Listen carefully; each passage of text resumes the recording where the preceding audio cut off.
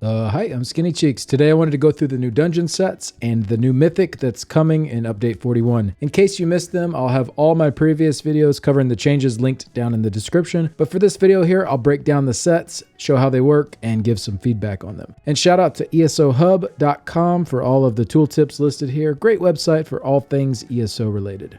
First up, we have the Blind. This is a 2-piece monster set. It adds crit chance, and then critically healing yourself or an ally grants them a Hydro Glass damage shield that absorbs up to 2692 damage for 6 seconds. While the damage shield holds, and for 3 seconds after it ends, the target gains minor force, increasing their critical damage done by 10%. So first off, really cool visual effects on this one. It's very easy to apply as it only requires a critical heal, and that includes overheals as well. The shield doesn't scale with any regular stats, but it does increase with buffs that specifically affect shields like the Bastion Champion Point node and the newly reworked Major and Minor Vitality. So without a ton of investment, you can easily get that over a 3k shield. Now for the negatives, although the set doesn't say it, it does seem to have a 6-second cooldown. So even if your shield is immediately destroyed from this, you can't trigger this again for that full 6-second period. This pretty much ruins what could otherwise be a pretty interesting set. Not only will the tiny little shield not really help out with much of anything since it can only be there once every 6 seconds, but the minor force will also not be able to be kept up at 100% since it only has a 3-second timer after the shield falls off. So I really think they need to remove that cooldown, or at a bare minimum cut it in half, because what could be a really cool new monster set is just going straight into the garbage bin. If they can fix that, I'd also say for the offensive buff, minor force would not be my first choice. That seems like one that we already have quite a few sources for, but something like Major Prophecy and Savagery could be really cool. This is typically sourced by the damage dealer either through potions or a skill like Camo Hunter, so having someone be able to provide that through a monster set could open some pretty cool options up. Overall, this could be a pretty cool set with some tweaks, but that 6-second cooldown really just kills it.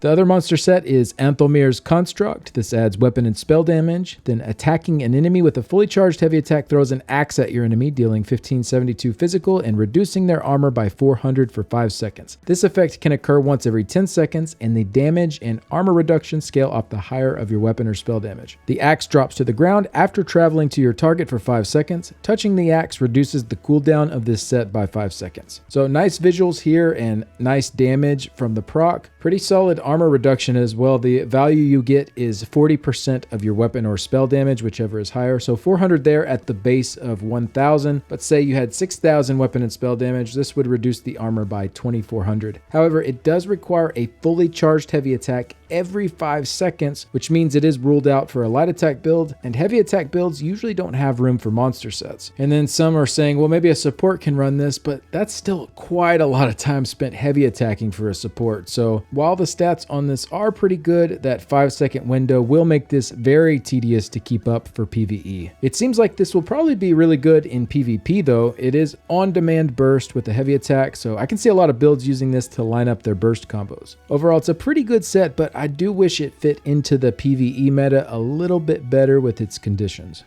All right, let's move on to the 5-piece sets. The first light set is Blind Path Induction. It adds Magicka, Healing Done, Magicka, and then increase the strength of your damage shields by 13% to you and targets within 15 meters of you. Increase your Healing Done by 13% to targets more than 15 meters away from you. So the damage shield bonus is decent, but the healing bonus is kind of weird, requiring you to be 15 meters away. So I'm not really sure what that one's about there. Probably be better just to remove the heal part altogether and go all in on the shields with a little bit better bonus. I'd say maybe just have it as a flat 20 to 25% boost to damage shields as the 5-piece bonus and leave it at that. Let this be the damage shield set.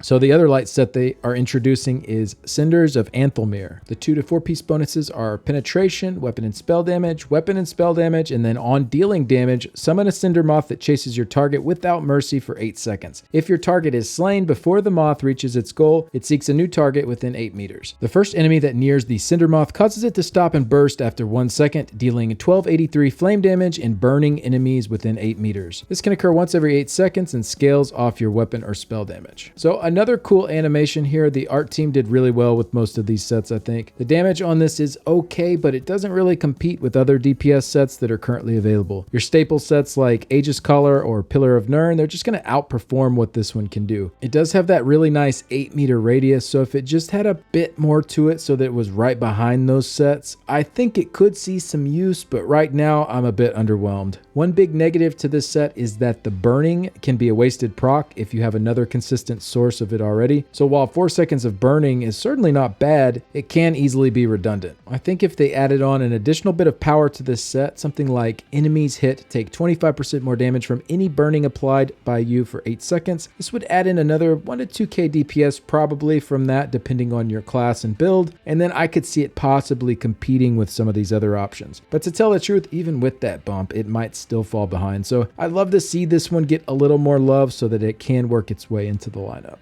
Next up, we have the medium set, Tarnished Nightmare. This adds crit chance, and more crit chance. So really good 2 to 4 piece bonuses. Then on the 5 piece, when you deal critical damage to an enemy, glass shards burst 8 meters around them, dealing 1129 physical damage to enemies in the burst and applying the Sundered status effect. This effect can occur once every 8 seconds and the damage scales off the higher of your weapon or spell damage. The animation on this one is pretty nice, but it is a bit hard to see. It's really quick and kind of see-through, so it's hard to see what's going on with it. But the damage on this is way too low. Similar to the Cinders set and its burning, that 100 weapon and spell damage and minor breach from Sundered are nice, but they can be redundant if you're already triggering Sundered. But even if you aren't, adding that part in with the damage proc that the set provides, it's still just not worth running this. So I think there are a few different routes they could take here, a few different bonuses that might make this a little bit more appealing. First off, enemies hit take 40% more damage from any Sundered applied by you for 8 seconds. That could add in a fair bit more Sundered damage from this and from other sources you might have in your kit, making it a really nice option for builds really stacking into that status effect. Another possible route would be to have a dynamic cooldown reduction based on the number of enemies hit, so maybe for each target hit, reduce the cooldown by 1 second. This could give it a really cool interaction with high volume encounters, but leave it not so great for 1 to 3 target fights. And then I also saw someone suggest a % chance to just remove the cooldown altogether, so like 33% chance when this goes off to not go on that 8-second cooldown. So I think I like the idea of stacking it with more enemies a little more, but something like this could be cool too, kind of like a Crystal Fragments proc where you roll the dice each time it goes off and you might get a second, or if really lucky, a third or even a fourth in a row if you just get really lucky and keep rolling a 3 on that 3-sided dice. But regardless of the route, this one needs some work because as it is right now, it's really underwhelming and not a set that I'll be using.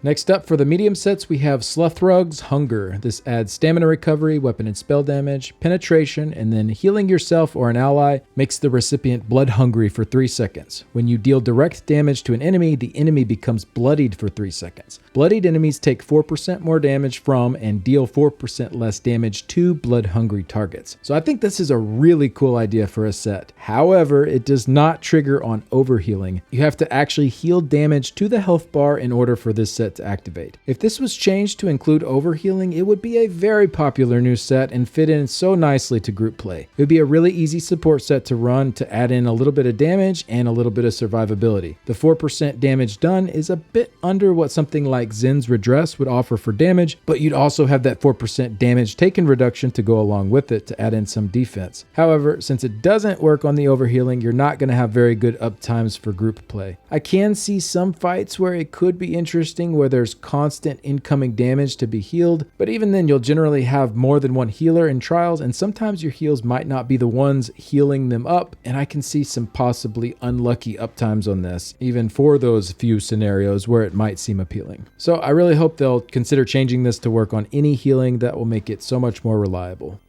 Moving on to the heavy sets, first up we have Black Glove Grounding. We have Healing Taken, max health.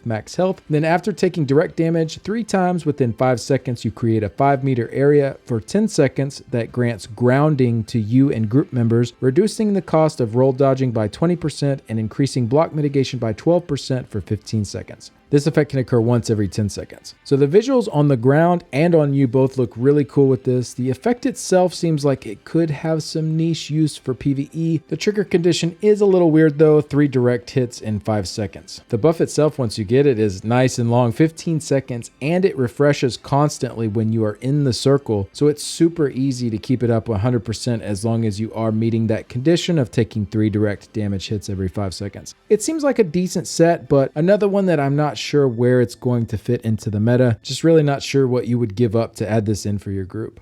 Next up, we have Reflected Fury. This adds max health, max stamina, and then when you taunt an enemy, gain a stack of broken shards for 5 seconds, up to 5 stacks max. You can only gain 1 stack every 1 second. When broken shards ends, you release the stacks in an 8-meter blast, dealing 920 physical damage to enemies hit, and applying major maim to them for 3 seconds per stack of broken shards consumed, reducing their damage done by 10%. The damage scales off your max health. So if you have the full 5 stacks, that is 15 seconds of major maim. The visuals are really good on this one. The damage is very underwhelming. Even at high health, it hits like a wet noodle. It deals 5.75% of your health as that AoE damage. So even at 50k health, it's only hitting for about 2875 damage. The AoE major maim is okay. It was just introduced on a sorcerer skill though that can easily keep it up. So I'm not sure about this one. It seems like another set that has interesting potential and a good art style to it, but I just don't know where I'd ever use it.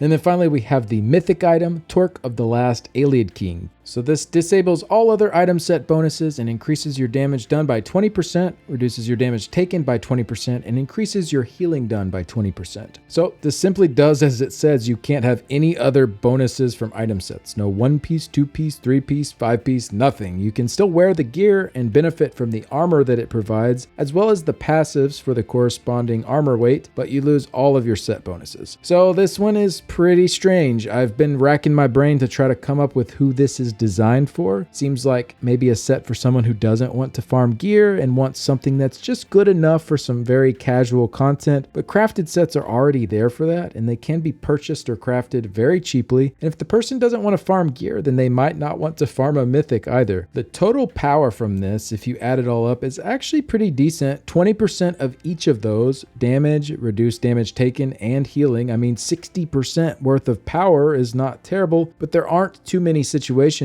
where you'd want to split evenly between the 3 of those stats like that. So as a damage dealer, for example, you're going to end up with very underwhelming results for damage when you likely don't need that huge healing increase. As I said, I've really been trying to come up with scenarios where I might use this. The only thing I've thought of is maybe in PvP if you're in a group that has a bunch of buff sets going, so you're already getting a bunch of stats from outside of yourself to kind of lift up what you're missing out on there. And I could see maybe it would be nice to have a 20% boost to each of those stats, since these are 3 important stats for PvP. But even then, I'd be willing to bet you're better off just using regular sets to split between those stats. Overall, this one is just a bit strange to me. It's almost as though it has to be bad, because if it's good, then it takes away a massive part of the game, which is collecting gear. So it can't be too good, but if it has to be bad, then why release it at all? So I'm interested to hear what you guys think about this mythic. Are there any interesting situations where you might use it? I've been trying to figure out who Zoss is intending this for. But that's it for the new dungeon sets and mythic. I gotta say, I'm pretty disappointed. There's really nothing here that I'm super excited about. Maybe the axe throwing monster set for PvP, but man, this is just incredibly underwhelming. I really hope that we can get some tweaks on these before they go live. Just some minor adjustments could make some of these sets really appealing. Some of the suggestions I gave in this video could help a lot, but I fear that this may be a repeat of the class sets from update 40, where there's some really cool artwork and design choices wasted on underperforming sets.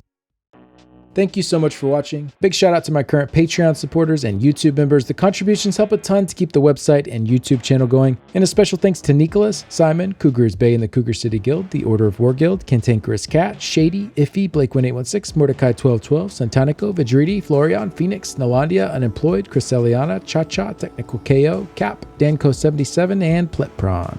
Thanks again and see you later. Bye.